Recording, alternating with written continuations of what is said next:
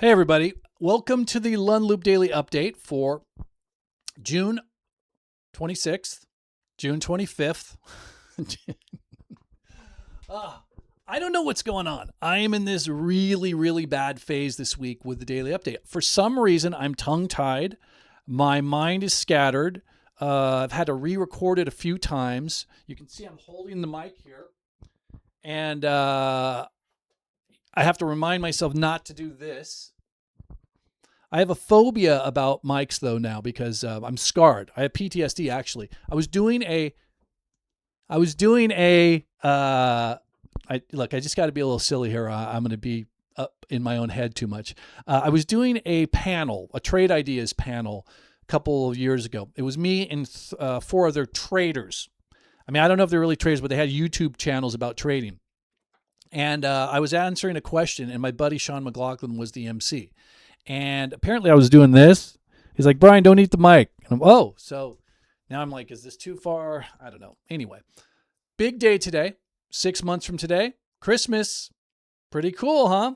To be honest, the 25th to me, Christmas is already over.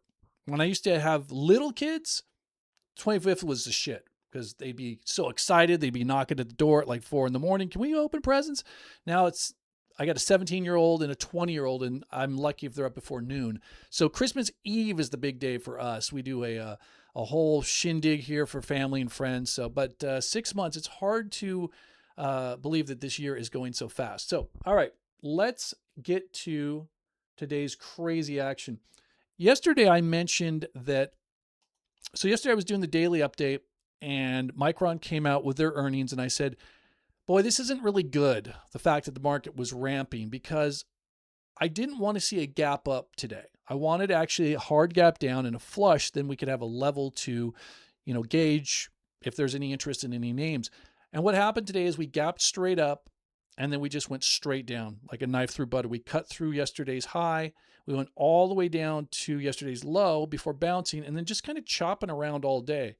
It was more dramatic on the SPX because you can see it was just, look what a chop fest this is all day long. You can see this crazy action in individual names. If you look at, so take a look at what Meta did today. So Meta gaps down, sells off hard, rallies all the way back to yesterday's low before just giving it all back and basically closing at the low of the day. Microsoft sold off all day long. When it finally did get this 6-point pop, then it just gave it all back and pretty much closed near the lows. A lot of names did what Iron did today. They gapped up, similar to the indexes, and just gave it all back and then chopped all day long.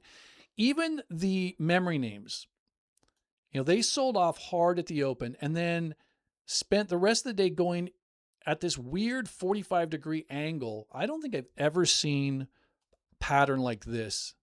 And I'll tell you something. These names are going to end badly. I mean, look at that action today. Yesterday, so I've been popping into different trading rooms. Yesterday, when Micron and SanDisk were down here, the memory bulls were very, very quiet.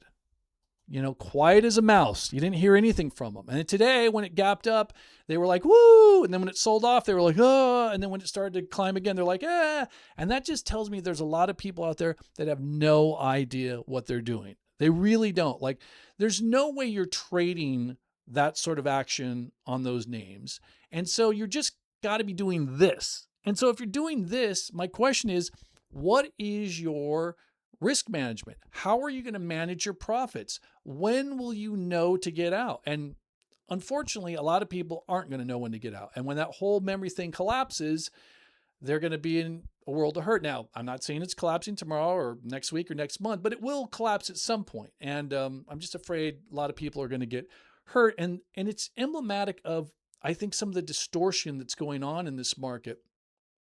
One of the things that really was interesting today is I think the NASDAQ futures were up 680 points near the open, and every one of the Mag 7s was down and down hard.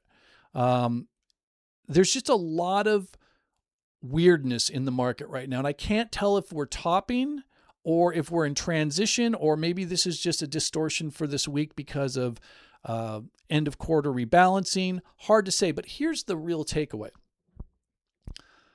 What is the compelling case to get involved in this market? I mean, you saw the price action today. Yes, there were a couple pockets of strength. Healthcare was okay. There are a few areas, but like even those areas were not very smooth in their moves. They were very staccato. So you're getting into a market like this and you're having to fight tooth and nail for every dollar. And it's going to take you 10 trades to maybe make the money that you can make in one swing trade in a couple weeks or a month or at the end of the summer when things smooth out a little bit. Is it really worth it to you? Again, I was talking about going into some of these other trading rooms. There were people today that were talking about being down 25% today, being down 15% for the year.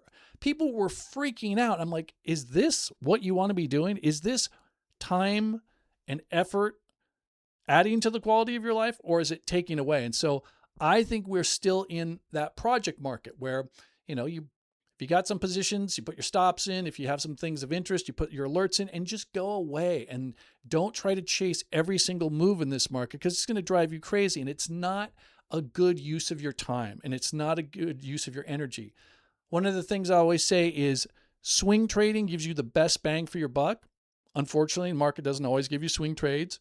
Even day trading is not so bad as long as you can have a breakout that follows through. And in this market, we're just not really getting that. So I think it's best to just sit aside. But let's take a look at everything.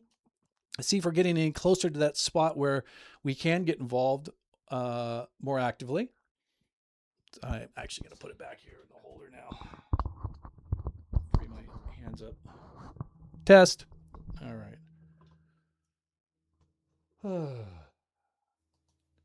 I think I've said this before. There's a saying in Vietnamese, "Chai ai," which just means, that's how I feel right now.